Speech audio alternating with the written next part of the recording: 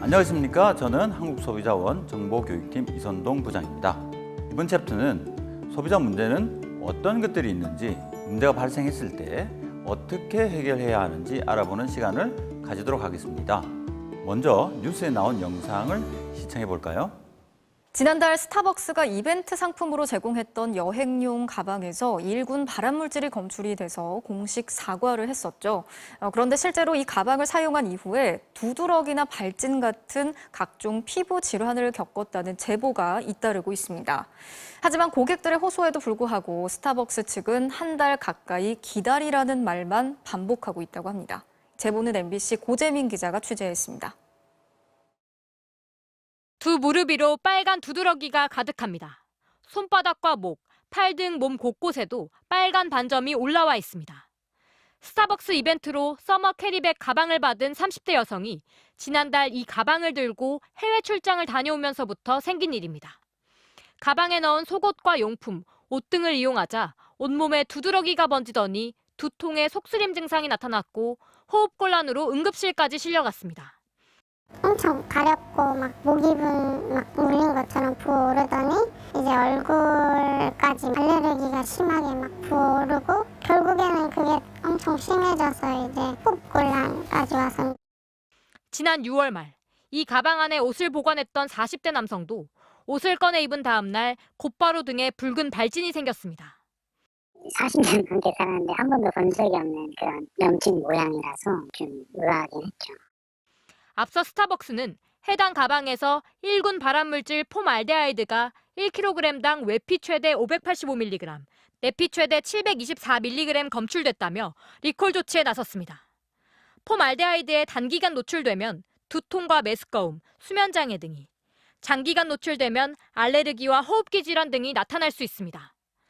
피부가 폼알데하이드에 노출됐을 때는 감염성 반응을 일으켜서 붉은 반점이나 두드러기가 생길 수가 있습니다.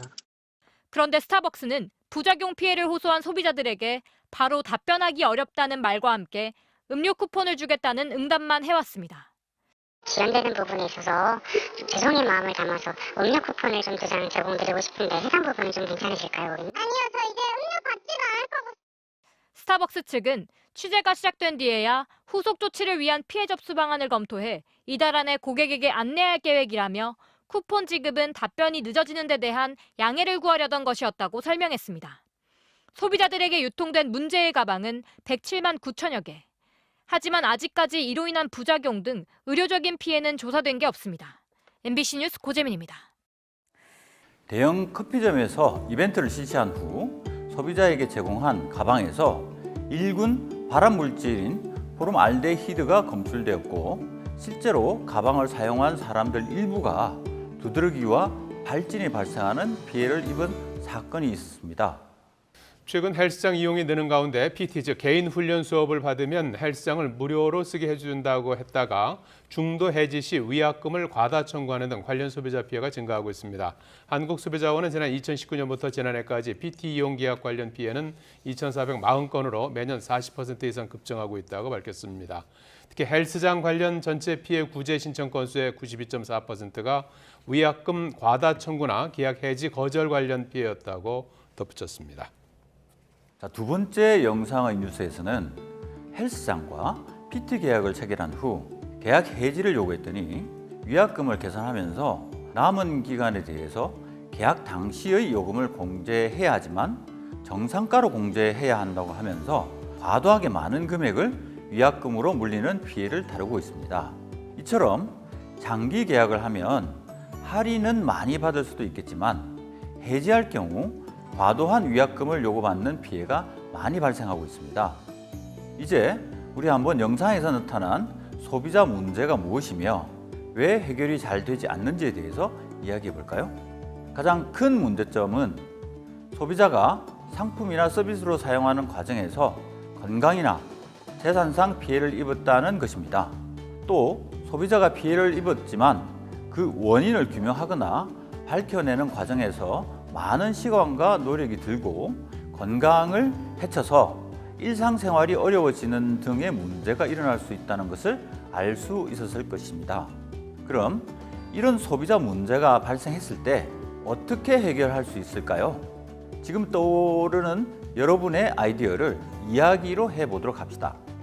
여러분은 피해를 야기한 사업자에게 피해가 발생했다는 사실을 알리고 손해배상을 요구해야 한다는 사실을 알게 되었을 것입니다.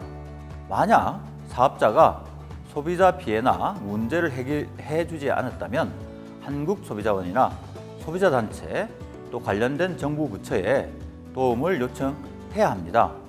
너무도 다양한 소비자 문제에 일일이 소비자가 대응하기 쉽지 않고 물품의 문제로 피해가 발생하였음을 증명하는 일은 또 매우 어렵기 때문에 소비자는 전문가의 도움을 필요로 하게 되는 것입니다.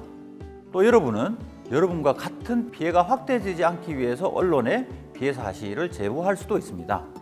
이제 여러분이 직접 경험했던 소비자 피해 사례를 이야기해 볼까요? 음식물을 먹었는데 이물질이 나왔거나 학원을 등록한 후 사정이 생겨서 그만두게 되었고 학원의 남은 기간에 대한 학원비를 돌려달라고 했지만 학원에서 거절해서 돌려받지 못한 경험은 없었나요? 또 개인 간 거래는 소비자 문제에 해당하지 않지만 중고거래 사이트에서 물건값은 지급했는데 물건을 받지 못하는 피해를 입지는 않으셨나요? 이러한 피해를 입었을 때 여러분들은 어떻게 대처했는지 경험을 나누어 보거나 되돌아보는 시간을 가져봅시다. 그리고 지금부터 이러한 피해를 겪게 되었을 때 어떻게 대응해야 하는지 알아보도록 하겠습니다. 소비자 문제가 발생하면 가장 먼저 여러분은 문제가 생겼다는 사실을 통보하고 보상을 요구하거나 계약을 해지하는 등의 요구를 해야 합니다. 자신의 뜻을 상대방에게 통보해야 비로소 피해 보상을 받게 되는 법률의 효과가 시작됩니다. 그런데 이러한 뜻을 전달할 때 전화로 통화만 한다면 아무런 문제가 없을까요? 상대방이 아무런 내용도 전달받지 못했다고 주장하면 매우 많은 경우에 법률에서 정한 보호를 받지 못하는 일이 종종 발생합니다. 이러한 일을 방지하기 위해 우체국을 통해서 서면으로 뜻을 전달하는 것이 매우 중요하게 됩니다. 이러한 전달 방법을 내용 정리라고 하는데요. 내용 증명은 어떻게 작성하고 발송하는지에 대해서도 알아보고 피해가 발생했을 때 꼭 유념하셔서 이용하도록 합시다. 먼저 교재에 있는 소비자 피해 사례를 보면 소비자가 블루투스 이어폰을 구입하였으나 작동되지 않아 업체 연락처로 여러 번 전화를 했지만 상담원과는 연결되지 않았고 SNS로만 문의하라는 연락만 반복해서 왔습니다. 이때 소비자는 유명 회사의 서비스로는 이해가 되지 않았고 그래서 이 제품이 그 회사의 제품인지 확인해 본 결과 카피 제품이라는 사실을 확인해야 됐습니다. 그래서 이 이어폰에 대한 대금 환급을 요구해야겠다라고 결심을 하게 되었습니다. 이 사례에서 겪은 소비자의 문제는 무엇일까요?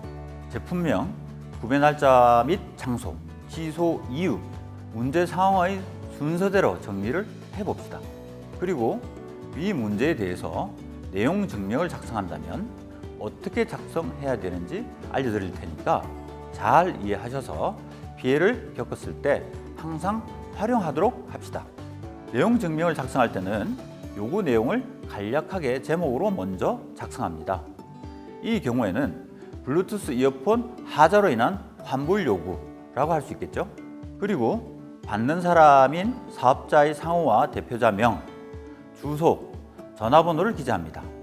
또 보내는 사람인 소비자의 성명, 주소, 전화번호를 기재합니다. 그 다음에는 피해 내용과 요구사항을 작성하고 작성 일자와 보내는 사람의 서명을 합니다. 이와 같은 내용에 대해 우체국은 보내는 사람과 받는 사람에게 각 한 부씩 교부를 해주고 한 부는 우체국이 3년간 보관을 하면서 발송 내용을 확인할 수 있도록 조치해주게 됩니다. 이처럼 내용 증명은 누가, 언제, 누구에게 어떤 내용의 문서를 발송했다는 사실을 우체국이 공적으로 증명하는 특수 우편 제도이니 꼭 기억을 하도록 합시다. 이제 소비자 문제와 그 해결 방안에 대해서 보다 심화된 학습을 위해 소비자분쟁조정위원회 역할극을 해보도록 하겠습니다. 역할극 수업을 위해서 피해 사례를 바탕으로 역할극 주제, 그리고 상황을 먼저 정해야 합니다. 주제는 여러분이 경험했던 피해 중 해결 방안을 쉽게 찾지 못했던 사례도 좋고, 한국소비자원 누리집에 게시된 분쟁 조정 사례 중 토론이 필요한 사례를 골라서 선택할 수도 있습니다. 자, 주제가 정해졌다면 그에 따른 상황을 구체적으로 정하여 확정합니다. 이와 같은 내용이 정해졌을 때 역할극을 수행하기 위해 배역을 정합니다. 회의를 진행하고 위원의 의견을 모아 조정안을 결정하는 위원장 1명, 사건을 위원회에 보고하는 간사 1명, 또 소비자의 진술을 최대한 주장해 줄 수 있는 소비자 1명, 사업자의 의견을 주장해 줄 사업자 1명, 그리고 소비자와 사업자를 대표하는 위원 2명을 정하도록 합니다. 회의는 위원장의 회의 개시 선언, 그리고 간사의 사건 보고, 소비자와 사업자의 출석과 당사자의 주장 및 위원들의 질문으로 진행합니다. 당사자에 대한 진술과 사실 확인이 끝나면 당사자는 퇴장을 하고 위원들은 조정 결정 내용에 대해 회의를 하고 결정 사항을 확정합니다. 이제 지금까지 학습한 소비자 문제 및 피해의 해결 과정에 대해서 되짚어 학습해 보도록 하겠습니다. 소비자 피해란 소비자가 상품을 구입하거나 소비하는 과정에서 신체적으로나 경제적으로 피해를 입은 것으로 정당한 소비자의 권리를 침해당하는 것을 의미합니다. 이러한 소비자 피해의 해결 방법에는 판매업체나 제조업체에 직접 해결해 줄 것을 요구하거나 한국소비자원을 통해 소비자 상담, 피해 구제, 분쟁 조정의 절차를 이용하는 방법 등이 있겠습니다. 그리고 지금까지 학습한 내용에 대해 자기 평가지를 작성해 봅시다. 과제를 성실하게 준비하였는지, 친구들과 의견을 잘 나누었는지, 과제가 잘 완성되도록 적극적으로 참여하였는지 상, 중, 하 단위로 체크해 봅니다. 그리고 아쉬웠던 부분과 만족한 부분에 대해서도 한번 기재를 해봅시다. 마지막으로 활동 소감지를 작성해 봅시다. 활동 소감지에는 이번 활동에서 가장 인상이 깊었던 예를 들어서 재밌었던 점, 어려웠던 점, 아쉬웠던 점 등인데요. 이런 것들이 무엇이 있었는지, 활동을 통해 새롭게 알게 된 점은 무엇이 있었는지 작성해 보도록 합시다. 감사합니다.